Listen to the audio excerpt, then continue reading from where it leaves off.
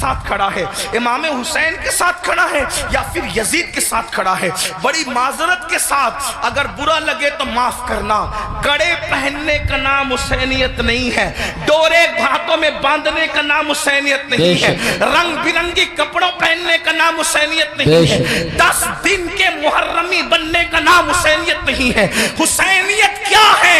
حسینیت یہ ہے اگر دین کے تحفظ کے لیے گھر لٹانا پڑے تو گھر لٹا دو، اولاد لٹانا پڑے تو اولاد لٹا دو، حتیٰ کہ جان بھی قربان کرنا پڑے تو جان بھی قربان کر کے بتا دو جان اہم نہیں ہے، اللہ کا دین ہے۔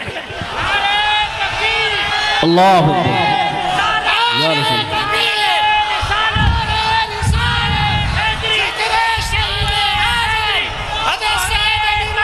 بڑی معذرت کے ساتھ کچھ لوگوں نے حسینیت کو بہت سستا کر دیا۔ اگر ڈوڑے کڑے اور کلر کے کپڑوں کا نام حسینیت ہوتا یا چند محفلوں کا نام حسینیت ہوتا پھر تو پوری دنیا حسینیت کی طرف آ جاتی۔ حسینیت اتنی آسان تو نہیں ہے نا۔ اس دور میں بھی 22,000 کا لشکر الگ کھڑا ہے اور 72 نفوس الگ کھڑے ہیں۔ اس سے پتا چلا حسینیت آسان نہیں ہے۔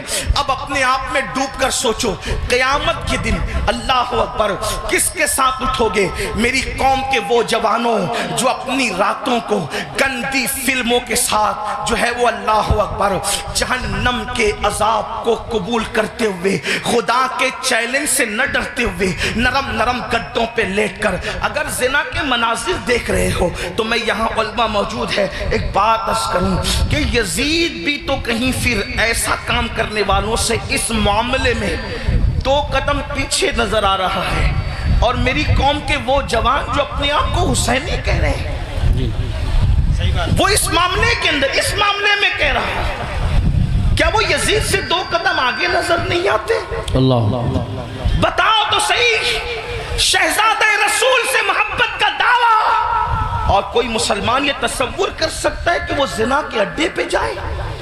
وہ زنا جس کے بارے میں اللہ کے رسول صلی اللہ علیہ وآلہ وسلم غیب نبی نے فرمایا کہ قیامت کے دن زانیوں کو آگ کے کپڑے پہنائے جائیں گے، آگ کا کرتا پہنایا جائے گا، اور ان کی شرمگاہوں پر جہنم کی آگ بھڑکائی جائے گی۔ پھر اس کے بعد دوسری چیز شراب کو لینے، نشہ کو لینے۔ اللہ اکبر، 16 17 سال کے لڑکے آج ہمارے نشہ کی طرف جا رہے ہیں، اور اللہ اکبر نشہ کی طرف جو چیز لے جا رہی ہے، مجھے ایسا محسوس ہو رہا ہے کہ حقہ جو ہے وہ انسان کو نشے کی طرف تیزی کے ساتھ لے جا رہا ہے۔ میں حقے پر کوئی حکم تو نہیں لگا رہا ہوں، ویسے کہ کوئی میں مفتی بھی نہیں ہوں کہ میں حقے پر کوئی حکم لگاؤں، حکم بیان کرنا میرا کام نہیں۔ میں ایک چھوٹا سا طالب علم ہوں، اصلاح معاشرہ کی محفل میں صرف دل کا درد لے کر کے آیا ہوں۔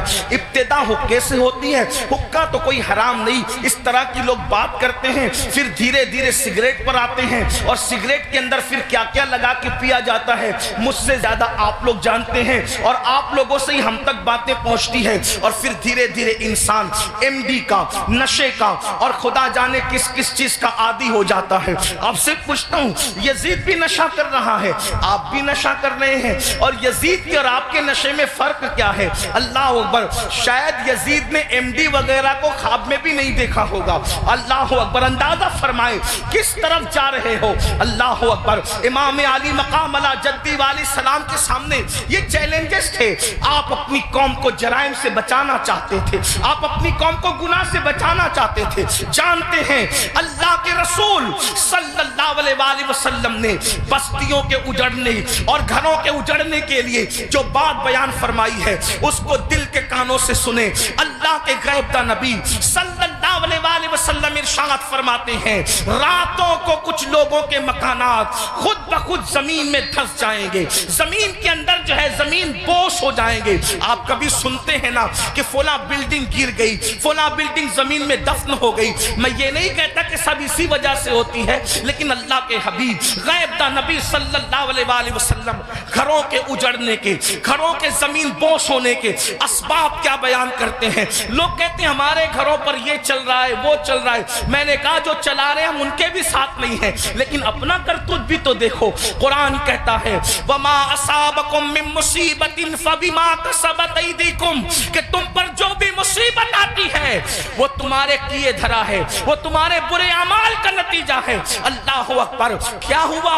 آقا ارشاد فرماتے ہیں صلی اللہ علیہ وآلہ وسلم کہ کچھ لوگوں کے مکان راتوں رات زمین پہ گر جاتے ہیں، زمینوں میں دھس جاتے ہیں. صحابہ نے پوچھا یا رسول اللہ اس کی وجہ کیا ہے؟ آقا فرماتے ہیں 2 گناہ جب گھروں کے اندر کیے جاتے ہیں، 2 گناہ جب عمارتوں کے اندر کیے جاتے ہیں تو گھروں کو زمین میں دھسا دیا جاتا ہے، گھروں کو زمین بوس کر دیا جاتا ہے. پوچھا یا رسول اللہ وہ کیا ہے؟ فرمایا ایک موسیقی ہے، میوزک ہے. جس گھر میں میوزک بجتا ہے اور جس گھر میں شراب پی جاتی ہے راتوں رات ان گھروں کو زمین میں دھسا دیا جاتا ہے. اب آپ مجھے بتاؤ کانوں میں ایئر فون لگا کر راتوں کے 3-3 4-4 بجے تک میوزک سننے والوں، کیا تمہیں اپنے گھروں سے پیار نہیں ہے؟ تمہیں اپنے گھروں سے محبت نہیں ہے؟ تمہیں اپنے گھروں سے الفت نہیں ہے؟ اور پھر اللہ کے حبیب علیہ السلام فرماتے ہیں جس نے دنیا میں شراب کا ایک گھونٹ پیا اور توبہ نہیں کی، جب وہ مرے گا تو مرنے وقت اس کی زبان پہ کلمہ جاری نہیں ہوگا، وہ کلمے سے محروم رہے گا. اور یہاں تک کہ حضرت مالک الدینار فرماتے ہیں میں نے کئی نشہ کرنے والوں کو کفر پر مرتے دیکھا ہے. اللہ اکبر. حضرت عمر ابن عبدالعزیز کہتے ہیں میں نے کئی نشہ کرنے والوں کو کفر پر کافر ہو کر مرتے دیکھا ہے. اللہ کے بندو ذرا غور تو کرو. پھر تیسری چیز لیتے ہیں نماز کے حوالے سے. 95% لوگ نماز نہیں پڑھتے ہمارے معاشرے کا، اور لوگ آسانی سے کہہ دیتے ہیں مولانا ہمیں ٹائم نہیں ملتا. بلکہ عاشور کے شب میں بھی جس میں جمعرات ہی کو جبلا کی، اکثر مورخین کہتے ہیں جمعرات کوئی جو ہے وہ جنگ کا آغاز کر دیا تھا. امام پاک نے پوچھا غازی عباس سے عباس کیا کر رہے ہیں یہ لوگ؟ کہا وہ تو جنگ شروع کرنے کی بات کرتے ہیں. کہا ان سے کہہ دو کہ ہمیں نماز بہت پسند ہے، ہمیں تلاوت بہت پسند ہے، ہمیں گریہ اللہ کے لیے کرنا بہت پسند ہے، ذکر اذکار بہت پسند ہے. وہ جنگ تو ہونی ہے لیکن ایک رات کی وہ ہمیں مہلت دے دیں تاکہ آنے والی رات شب عاشور ہے اس میں ہم اللہ کی عبادت کریں، گریہ وزاری کریں. آپ سے پوچھتا ہوں امام تو مہلت لے رہے ہیں عبادت کے لیے اور اللہ رب العزت نے ہمیں پوری زندگی دی ہے، عبادت کی طرف نہیں آتے. کتنی سادگی سے انسان کہتا ہے مولانا ٹائم نہیں ملتا. مجھے بتاؤ ہم سے بڑھ کر کے مکر کون کر رہا ہے؟ ہم کہتے ہیں ٹائم نہیں ملتا. اگر تلاوت کے لیے ٹائم نہیں ہے تو گھنٹوں گھنٹوں واٹس ایپ پر وقت کے لیے کیسے ٹائم ملتا ہے؟ اگر اللہ کی عبادت کے لیے ٹائم نہیں ہے تو فیس بک پر یوٹیوب پر گھنٹوں گزارنے کے لیے ٹائم کیسے ملتا ہے؟ دوستوں کے ساتھ گپ شپ کرنے کے لیے ٹائم کیسے ملتا ہے؟ یاد رکھیے اللہ کے بندو کب تک عیاشیاں کرتے رہو گے؟ کب تک جرائم کرتے رہو گے؟ کب تک خدا کے غضب کو چیلنج کرتے رہو گے؟ کب تک اللہ کے عذاب کو دعوت دیتے رہو گے؟ کب تک خدا کے عذاب سے غفلت برتتے رہو گے؟ یاد رکھنا اللہ نے کسی کو بہت لمبی عمر ہمیشہ کے لیے نہیں دی ہے. آخر موت ہے موت، آخر موت ہے موت. جب اس نے محبوبوں کو موت دی ہے تو پھر مردودوں کا کیا حال ہوگا؟ جب اس نے مقربین کو موت کا مزہ چکھایا ہے تو دور رہنے والوں کا کیا حال ہوگا؟ یاد رکھنا جس دن روح کا رشتہ جسم سے ٹوٹ جائے گا اس دن سوائے پچھتاوے کے کچھ ہاتھ نہیں آئے گا. اللہ اللہ جب لوگوں کے درمیان بیٹھتے ہو تو ولیوں کی طرح باتیں کرتے ہو اور جب تنہائیوں میں ہوتے ہو تو شیطان کا ننگا ناچ بن جاتے ہو. یہ منافقت نہیں ہے تو اور کیا ہے؟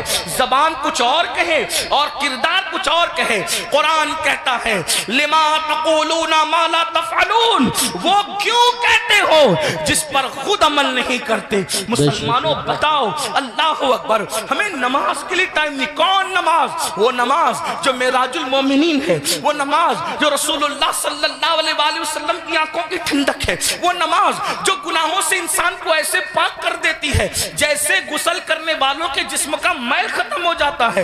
وہ نماز جو اللہ سے بندے کو قریب کر دیتی ہے, اللہ کا قرب نصیب ہوتا ہے جس نماز سے. کون سی نماز؟ وہ نماز جس کی بنیاد پر انسان رحمتوں کا مستحق ہوتا ہے. کون سی نماز؟ وہ نماز جس سے روزی میں برکت ہوتی ہے. وہ نماز جس کے بعد دعائیں قبول ہوتی ہے. وہ نماز جس کے پڑھنے سے بیماریوں کا خاتمہ ہوتا ہے. وہ نماز جس کے بعد انسان کو مقام محبوبیت ملتا ہے. وہ نماز, اللہ اکبر, سارے احکامات زمین پر بھیجے گئے, لیکن جب نماز دینا ہوا تو زمین پر نہیں بھیجی گئی, بلکہ معراج میں لامکان پہ بلا کر محبوب کو دے کے بتایا گیا. سارے احکامات اپنی جگہ ہے, لیکن نماز کا معاملہ اپنی جگہ ہے. اسی لیے بزرگوں نے فرمایا, اللہ کے رسول علیہ السلام فرماتے ہیں کہ سب سے پہلے قیامت میں نماز کے بارے میں پوچھا جائے گا. اگر نماز کا معاملہ آپ کا کلیئر ہوا تو سارے معاملات کلیئر کر دیے جائیں گے, اور اگر نماز کے معاملے میں اٹک گئے, نماز کے معاملے میں پھنس گئے, تو پھر انسان بچ نہ سکے گا. آپ مجھے بتائیں, ہمیں اللہ سے ڈر نہیں لگتا؟ جس قیامت کے دن کے بارے میں کعب احبار کہتے ہیں, اگر 70 انبیاء کے برابر بھی کوئی اعمال بفرض محال لے کر کے پہنچے تو بھی وہ اپنے اعمال کو حقیر جانے گا, حقیر. آپ سے پوچھتا ہوں, کیوں وقت نہیں نکالتے؟ اب آئیے آپ سے پوچھوں, امام تو سجدے کی, امام تو اللہ اکبر شہادت کے وقت بھی سجدہ کرتے ہیں. کتنا دردناک وقت ہوگا, اللہ اللہ, جب انسان کا ایکسیڈنٹ ہوتا ہے اور وہ موت کو قریب دیکھتا ہے تو انسان اپنی جان کی فکر کرتا ہے.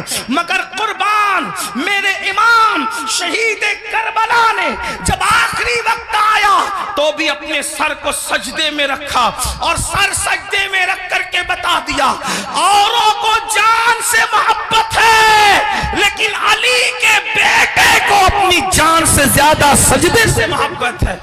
آپ بتائیں تو صحیح. اور اسی نماز سے ہم دور ہیں. عاشور میں بھی نماز دور کرتے, عاشور میں بھی نماز سے دور رہتے ہیں. آئیے اب اس اپنی گفتگو کو اینڈ کی طرف لے جاتے ہوئے آپ سے پوچھوں, اگر قیامت کے دن, توجہ کرنا ان جملوں پر, اگر قیامت کے دن فہرست بنی زانیوں کی کہ زانی ایک ساتھ کھڑے رہیں, توجہ آپ, زانیوں کی فہرست بنی کہ زانی ایک ساتھ کھڑے رہیں گے, تو جس گروپ میں یزید ہوگا اسی گروپ میں زنا کرنے والے بھی تو ہوں گے نا. دنیا کے اندر بڑی بڑی باتیں ہانکنا آسان ہے. محشر آپ کی مرضی اور میری مرضی سے نہیں ہوگا. محشر کو محشر کہتے اس لیے ہیں کہ وہاں بڑے بڑے مقربین بھی نفسی نفسی کہیں گے. تھوڑا کسی کے دل کی فریاد دل کے کانوں سے سنو, میری قوم کے جوانوں جہنم کا ایندھن بننے نہیں آئے ہو, میری قوم کے جوانوں اللہ کو ناراض کرنے نہیں آئے ہو.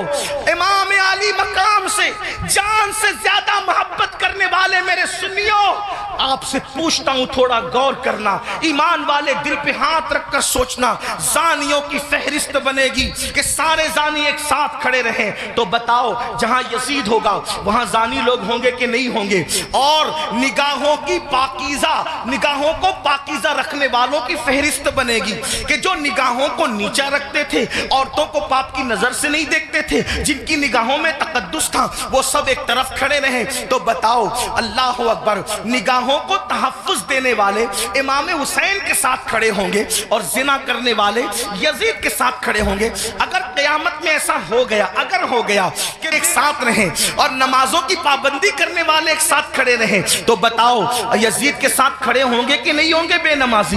اور جو نمازوں کو تحفظ دیتے تھے وہ اس شہید کے ساتھ کھڑے ہوں گے کہ نہیں ہوں گے جس نے سر کو سجدے میں قربان کیا ہے, سر سجدے میں قربان کیا ہے. اللہ اللہ, کسی نے کہا تھا ہو سکے تو لائیے دونوں جہاں میزان میں نے ایک سجدہ زمین کربلا سے لے لیا. اللہ اکبر. بتاؤ مسلمانوں, تو پتہ چلا یہ نظریات کی جنگ ہے, یہ نظریات नजरियात की जंग है। आपसे पूछूं, जंग में जब इंसान जाता है, जंग में जब इंसान जाता है फौज लेकर जाता है, बहन लेकर नहीं जाता। जंग में इंसान जाता है फौज लेकर जाता है, बीबियां लेकर नहीं जाता। जंग में इंसान जाता है, अल्लाह अकबर, फौज लेकर जाता है, सौतेले भाई लेकर नहीं जाता। जंग में इंसान जाता है 6 महीने का बच्चा लेकर नहीं जाता। इमाम आप जंग में भी जा रहे हैं, और कुछ लोग तो ये कहते हैं कि चलो इत्तेफाकी हादसा हो गया। इत्तेफाकी हादसा आपके मुअर्रिखीन के लोगों के लिए कहने को है, वरना रसूलुल्लाह के घर का बच्चा बच्चा जानता था। आका ने इतनी तफसील से करबला बयान की थी। इब्ने अब्बास कहते हैं कि नबी के घर के बच्चे बच्चे को पता था कि हुसैन मैदान करबला में खड़े जो वो शहीद होंगे। जंगे सिफ़ीन के मौके पर मौलाए कायनात जब करबला के करीब से गुजरे तो रोए, फरमाया यहाँ हुसैन के ऊंट बैठेंगे, यहाँ उनके कजावे रखे जाएंगे। यानी कितनी तफसील मालूम थी खानदान रसूल को कि ऊंट कहाँ बैठेंगे वो भी पता है, खैमे कहाँ लगेंगे वो भी पता है, कजावे कहाँ रखे जाएंगे वो भी पता है। आप कहते हैं हादसा हो गया, लेकिन ये हक़ाइक़ है, सच्चाई है। इमाम आप जंग के लिए जा रहे हैं, लेकिन बीबियां ले जा रहे हैं, जंग के लिए जा रहे हैं, बहनें ले जा रहे हैं, जंग के लिए जा रहे हैं, बेटियां ले जा रहे हैं, जंग के लिए जा रहे हैं, बच्चे ले जा रहे हैं, जंग के लिए जा रहे हैं, सौतेले भाई ले जा रहे हैं। ऐसा क्यों? इमाम गोया के बताएंगे ये तलवारों के टकराने की जंग नहीं, बल्कि ये किरदार की जंग है, ये नजरियात की जंग है। एक तरफ यजीद सौतेली माँ को बाप की नजर से देख रहा है, तो हम मैदान में बताएंगे कि सौतेले रिश्ते का तकद्दुस क्या है। आप देखें पूरी दुनिया के अंदर सौतेला रिश्ता हमेशा मशकूक रहा है। आप तवज्जो करें, सौतेला रिश्ता हमेशा मशकूक रहा है। आप नहीं देखते सौतेले रिश्ते का मतलब कुरान की तफासिर उठा करके देखे, इब्ने अब्बास से लेकर साहिब नईमी तक सौतेले रिश्ते का मतलब क्या।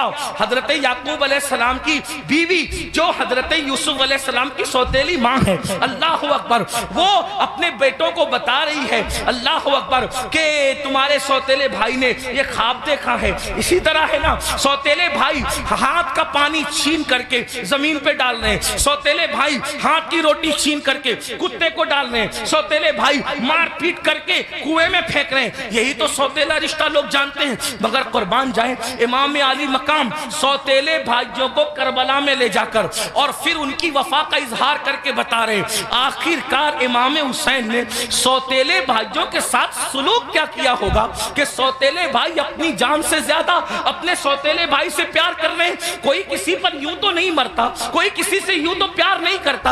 अब आपसे पूछता हूं, हुसैन पाक का सौतेला भाई सबसे ज्यादा मोतबर बावफा है, जिसे दुनिया गाजी अब्बास के नाम से जानती है। आपसे पूछता हूं, वफा का दूसरा नाम अगर करबला के बाद हमसे कोई पूछे तो हम हजरत गाजी अब्बास का नाम लिया करते। शिमर ने अल्लाह अकबर रिश्तेदारी की वजह से हजरत अब्बास को अमान लिखी, उनके भाइयों को अमान लिखी, तो हजरत अब्बास ने कहा शिमर तुझ पर भी लानत है और तेरी अमान पर भी लानत है। वल्लाह तूने नबी के शहजादे को अमान नहीं दी, उनको काटना चाहता है, हमें बचाना चाहता है। हुसैन के बाद जिंदा रहने को हम पसंद ही नहीं करते। ये एक सौतेले भाई का जज्बा। अब आपसे पूछता हूं, अगर आप करबलाई है, अगर आप हुसैनी है, तो इस मजमे में अपने दिल में सोचो आपके सगे भाई के साथ आपका सलूक क्या है। करबला सिर्फ काले कपड़ों का नाम तो नहीं है ना पहनने का, करबला सीना पीटने का नाम नहीं। हमारे दरमियान करबला उसवे मुस्तफा की तफसीर का नाम है। हमारे नजदीक करबला बद्र ओहद के मकसद की तकमील का नाम है। आप समझते क्या है करबला को, लेकिन हमारे अंदर करबला कहाँ है। हमने रस्मी और इसमी करबला को तो देखा, हमने हकीकत करबला को नहीं देखा। बताओ आपका और हमारा जज्बा भाई के बारे में क्या है। यही ना, उसका खेत हड़प कर लिया, उसका हिस्सा हजम कर लिया, उस पर केस कर दिया, उसके खिलाफ खड़े हो गए। उसकी बेटी को अच्छे रिश्ते आते तो आपको पसंद नहीं आता, आपको हजम नहीं होता। बताएं तो सही, उसके घर में बेटे ही बेटे पैदा हो तो आपको तकलीफ होती है। ये आपका मामला सगे भाई के लिए, और वहां सौतेले भाई के साथ अंदाज क्या है सरकार गाजी अब्बास के साथ देखें। फिर उसके बाद इमाम अपनी बहन को करबला में लाए। जब इमाम किसी की कोई बात नहीं मानते, तवज्जो करना, जब इमाम किसी की कोई बात नहीं मानते तो सैयदा ज़ैनब खड़ी होकर कहती है भैया ये कर लो, بھیا یہ کر لو، بہن کی کوئی بات نہیں ٹلتی. گویا کہ حسین بتا رہے ہیں وہاں بہن کا کوئی تقدس نہیں ہے، اور یہاں بہن کے تقدس کا عالم یہ ہے کہ بظاہر اگر حضرت امام کے اپنی فکر کے خلاف بہن بات کر رہی ہے تو امام اس کو ہی مانتے نظر آ رہے ہیں. کس نے نہیں کہا تھا کہ علی اصغر کو لے جائیں اور یزیدیوں سے کہیں کہ پانی پلاتے؟ امام نے سب کو منع کیا، لیکن جب بہن آئی بہن نے کہا میرے لیے چلے جائیں، میں کہہ رہی ہوں آپ چلے جائیں. تو مورخین لکھ رہے ہیں بہن کی بات مان کر امام یزیدیوں کی طرف جاتے ہوئے نظر آتے ہیں. حالانکہ یہ امام پاک رضی اللہ تبارک و تعالیٰ کی شان ہے کہ یزیدیوں کے ہاتھوں سے ان کے شہزادہ والا تبار نے پانی نوش نہیں فرمایا، وہ تو شہید ہو گئے. لیکن آپ سے پوچھتا ہوں بہن کے بارے میں امام علی مقام کا حال یہ، بیویوں کی موجودگی میں قیادت کا جھنڈا خاندان نبوت کا کسی کے ہاتھ میں دیتے ہیں، بیٹیوں کی اور بیویوں کی موجودگی میں اس کو بہن کہتے ہیں. بتاؤ امام تو بہن سے اتنا پیار کرتے ہیں. ہمارا اور آپ کا بہنوں کے ساتھ کیا تعلق ہے؟ ہمارا اور آپ کا بہنوں کے ساتھ کیا رشتہ ہے؟ آپ بتائیں مجھے. اگر بہن گھر آ جائیں 4 بچوں کو لے کر تو بھائی اور بھابھی بات کرتے ہیں، کھلائیں گے کہاں سے؟ حیرت کی بات یہ ہے جس قوم کی سوچ فکر حسین سے اس قدر گر جائیں، پھر کیا اس قوم کے لیے یہ نہ کہا جائے کہ وہ نام کے لیے تو حسینی بنی ہے لیکن افکار کے اعتبار سے وہ کہیں نہ کہیں یزیدیت کا شکار